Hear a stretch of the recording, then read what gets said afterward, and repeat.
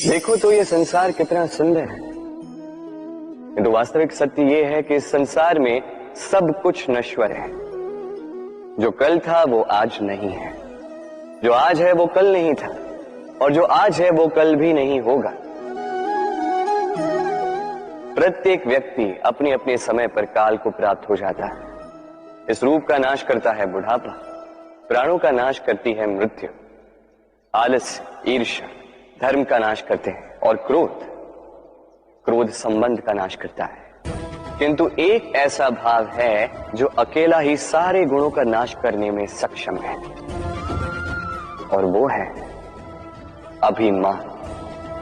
इसलिए ज्ञान को स्वयं के पास आने दीजिए, किंतु अभिमान को कदापि नहीं, क्योंकि यदि ये अभिमान आपके पास आ गया तो जीवन में जो कुछ भी आपने अर्जित किया है, चाहे वो गुण हो, चाहे वो धन हो, चाहे वो मित्र हो, चाहे वो आनंद, सबका नाश हो जाएगा। राधे राधे। इस पुष्प को देख रहे हैं, कितना सुंदर खिला हुआ है ये पुष्प, और इसका कारण क्या है आप जानते हैं? ये पुष्प नहीं जानता कि कल इसके साथ क्या होने वाला, और ना ही ये पुष्प जानना चाहता है। ये नहीं जानता कि कल ये किसी सुंदरी की केश सज्जा में लगेगा या किसी अर्थी पर शोक का प्रतीक बनेगा। ये जीता है तो केवल आज, केवल वर्तमान, और इसलिए स्वयं भी महकता है, दूसरों को भी महकाता है। स्मरण रखिएगा, सुखी जीवन का मूल मंत्र यही, ना जीवन की चिंता, ना मृत्यु का भय, जो है वर्तमान। इसी वर्तमान को जिए, इसी वर्तमान को भोगे, और इसी वर्तमान में अपना आनंद ढूंढे। स्वयं सुखी रहे और सबको सुखी करे। राधे राधे। चलिए आपसे एक प्रश्न पूछता हूं, स्वर्ण और लोहे में अंतर क्या है?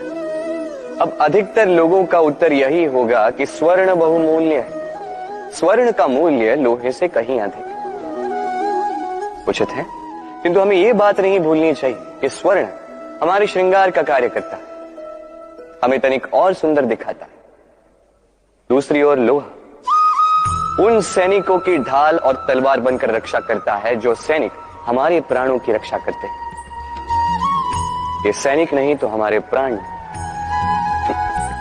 अब बताइए, स्वर्ण का मूल्य अधिक होने से क्या लोहे का मूल्य कम हुआ? कदापि नहीं।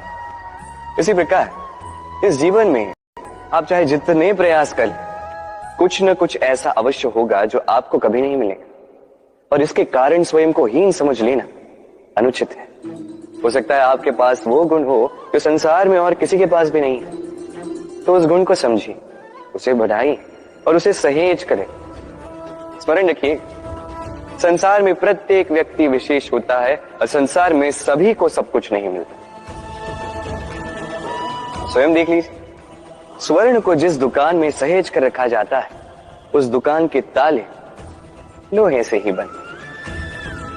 वर्षा की ऋतु में जब भयानक वर्षा होती है, तीव्र गति से वायु चलती है, तब अक्सर आपने देखा हो ये पक्षियां, इनके घोंसले अक्सर टूट जाते हैं, नष्ट हो जाते हैं। किंतु क्या कभी आपने इन पक्षियों को विलाप करते हुए देखा है? कभी नहीं। जैसे ही वर्षा रुकती है, ये पुनः तिनका तिनका जोड़कर अपना घोंसला पुनः बना ही देते हैं, अपना संसार वैसा बना देते हैं जैसा पहले था। और ऐसा क्यों?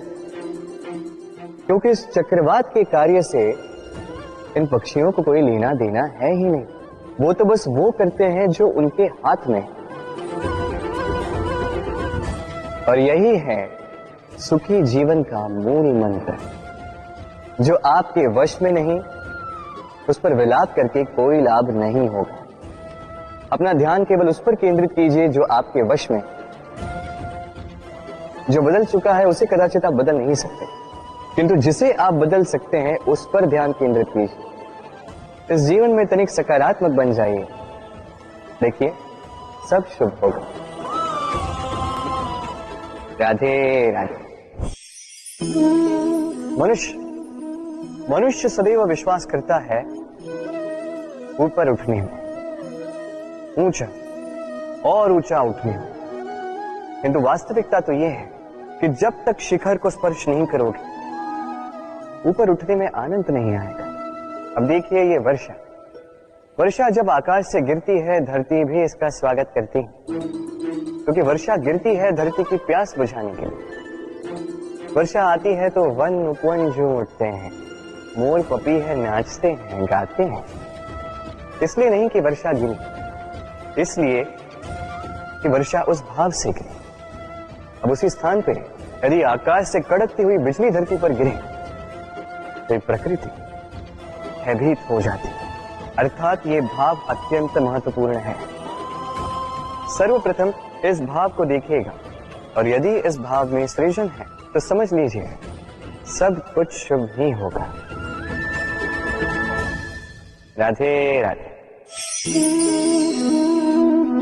जब भी हम किसी वृक्ष को देखते हैं सर्वप्रथम हमारी दृष्टि पड़ती है उसके पुष्पों पर, हरे भरे पत्तों पर, रसीले फलों पर, किंतु वो कठोर, वो निस्वार्थ जड़, उससे तो हम कभी आकर्षित होते ही नहीं। अब क्या इसका अर्थ ये है कि जिसने बलिदान दिया, जो उस वृक्ष की नींव है, जिसने उस वृक्ष को बढ़ाया, उसका कोई मोल ही नहीं। स्मरण रखिएगा, जब भी हम किसी वृक्ष को जल देते हैं उसके पत्तों, पुष्पों या फलों को नहीं, उसकी जड़ को देते हैं। जब भी हम किसी वृक्ष की पूजा करते हैं यही पुष्प, यही तिलक हम उसकी जड़ को अर्पित करते हैं। अर्थात कहीं न कहीं अनजाने में ये प्रकृति आपको वो मान दे ही देती है जिसके आप पात्र हैं। और इसीलिए तो मैं कहता हूं तो कर्म किए जा तू फल की चिंता ना कर, तुझे वो मान अवश्य मिलेगा जिसका तू पात्र है, बस विश्वास कर। राधे राधे। सागर कितना विशाल होता है ये सागर, क्या नहीं कर सकता ये सागर। क्षण भर में त्राही त्राही मचा सकता है, प्रलय ला सकता है, संसार मिटा सकता है। ये सागर जीवन ज्योति बुझा सकता है। यदि कुछ नहीं बुझा सकता तो एक प्यासे की प्यास। दूसरी ओर ये गागर इतनी छोटी है कि गोपियां एक साथ 10-10 लेकर चल सकती हैं, किंतु यही छोटी गागर 20 की प्यास बुझा सकती है। अब बताइए, जल सागर में भी है और गागर में भी, फिर इतना अंतर क्यों? यहां पे अंतर है तो भाव के स्वभाव में। एक माटी में मीठा जल संजो कर रखती है तो दूसरा अपने खारे पानी से किसी को भी माटी में मिला सकता है। आप क्या बनना चाहेंगे? सागर का खारा पानी बनकर किसी की आस बुझाना चाहेंगे या मीठी गागर बनकर किसी की प्यास बुझाना चाहेंगे? निर्णय आपका है। राधे राधे। बालपन में एक बात थी जो मुझे कभी समझ नहीं है। मैं सदैव आश्चर्यचकित रहता था कि ऐसा कैसे हो सकता है। बात कुछ यूं थी, मैं हमारी गौशाला में देखता था अलग अलग रंग रूप की गैया, किसी का रंग काला तो किसी का श्वेत, किसी का भूरा तो किसी का चितकब। अब मैं देखता था किसी के सिंग बड़े हैं तो किसी के इतने छोटे कि मानो दिखाई ही न दे। कोई गैया आकार में छोटी थी तो कोई तनिक बड़ी, किंतु जब ये सारी गैयाएं दूध देती थी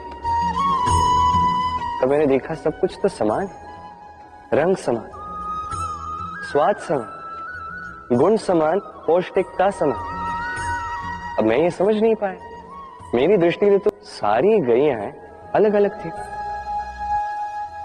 मैंने सोचा मैंने मैया से पूछता। मैंने मैया से पूछा, मैया ने मुझसे कहा, कान्हा रंग रूप बदलने से गैया की वास्तविकता तो नहीं बदलती ना, गैया तो गैया ही रहेगी। अब मैं ये बात नहीं समझ पाता कि मनुष्य इसे आत्मसात कैसे नहीं कर सकता। देखिए, रंग रूप जात धर्म भाषा, इससे ऊपर है मानवता, और मानवता का एक ही धर्म है और वो है प्रेम। तो यही प्रेम अब सब में बांटते रहे, प्रेम से सबकी सेवा करते रहे। इस मानवता का अमृत चख के देखते फिर आप समझ जाएंगे कि हम सब भिन्न भिन्न नहीं, हम सभी एक हैं। राधे राधे।